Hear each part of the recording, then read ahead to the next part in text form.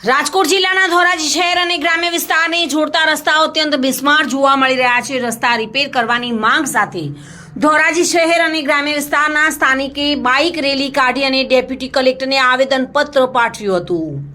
વિકસિત ગુજરાતના નારાઓ વચ્ચે ધોરાજી શહેર અને ગ્રામ્ય વિસ્તારને જોડતા રસ્તાઓની હાલત અત્યંત બિસ્માર જોવા મળી રહી છે। રસ્તાઓની હાલત એટલી હદ સુધી ખરાબ થઈ ગઈ છે કે રસ્તામાં ખાડા છે કે ખાડાઓમાં રસ્તો છે તે સમજવું જ મુશ્કેલ બન્યું છે। છેલ્લા ઘણા સમયથી બિસ્માર રસ્તાઓથી ત્રસ્ત પ્રજાજનોનું કોઈ નેતા કે અધિકારીઓ સાંભળવા તૈયાર જ નથી અને સરકારના ગતિશીલ ગુજરાતનું સ્વપ્ન ધોરાજીમાં રોળાઈ રહ્યું હોય તેવું લાગી રહ્યું છે। રોડ રસ્તા બાબતે ધોરાજીના સ્થાનિકો અને પ્લાસ્ટિક ઉદ્યોગકારો અને ખેડૂતોએ બાઇક રેલી કાઢી અને ધોરાજીના રસ્તાઓ રિપેર કરવા માટેની રજૂઆત કરી હતી।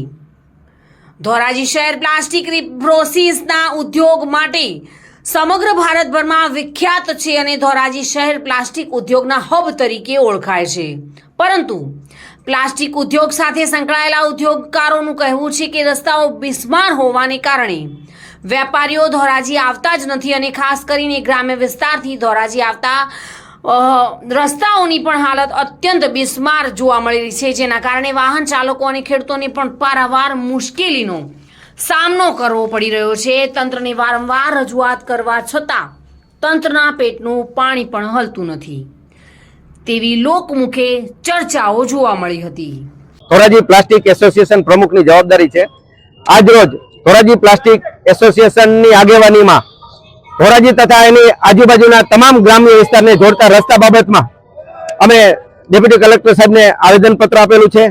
આવેદનપત્રમાં અમે જણાવેલ છે કે 15-20 દિવસની અંદર આ રોડ રસ્તાનું સમારકામ ચાલુ નહીં થાય તો અમે ગાંધી ચિંધ્યા માર્ગે જલદ કાર્યક્રમો આપીશું અને જરૂર પડશે તો અમે ધોરાજી બંધનું એલાન પણ આપીશું અને જરૂર પડશે તો અમે ઉપવાસ ઉપર પણ બેસીશું। આવી અમે ડેપ્યુટી કલેક્ટર સાહેબને રજૂઆત કરી છે। મારા ખ્યાલ મુજબ, મારા જાણવા મુજબ છેલ્લા 2-3 વર્ષથી આ ધોરાજીને જોડતા તમામ રોડ રસ્તાઓ ખરાબ હાલતમાં છે।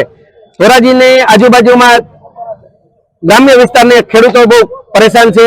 ગ્રામ્ય વિસ્તારના લોકો ધોરાજીમાં ખરીદી કરવા માટે આવે ત્યારે પણ ખૂબ મુશ્કેલી પડે છે। 2-3 વર્ષથી આ રોડ રસ્તા ખૂબ જ ખરાબ હાલતની અંદર છે।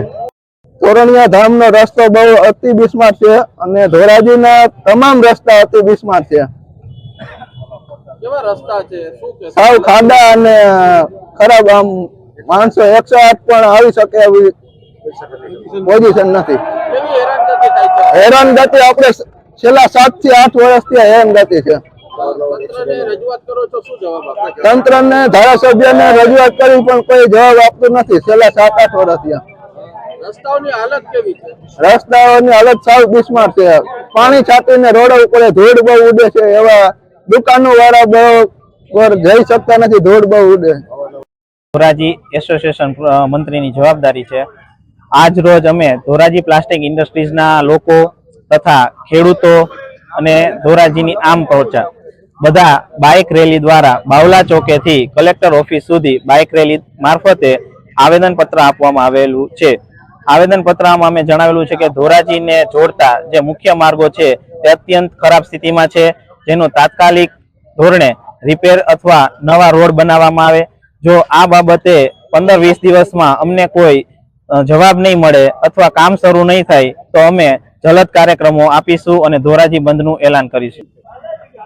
ધોરાજીના જોડતા રસ્તાઓ છેલ્લા 3-4 વર્ષથી અત્યંત ખરાબ સ્થિતિમાં છે, જે અંગે આજે કલેક્ટરને રજૂઆત કરી તો તેનું કહેવાનું એવું છે કે ટેન્ડર, પેચવર્કના ટેન્ડર 6 થી 7 વખત મૂકેલા છે, છતાં પણ ટેન્ડર કોઈ હાથમાં લીધેલું નથી, જેથી હવે પૂરો નવો જ રોડ બનાવવાનું અત્યારે અમે આયોજન કરી રહ્યા છીએ।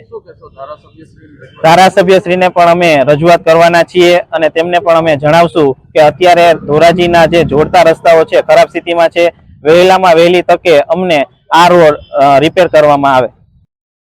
વિમલ સોંદરવા સાથે bureau report, today Gujarati news.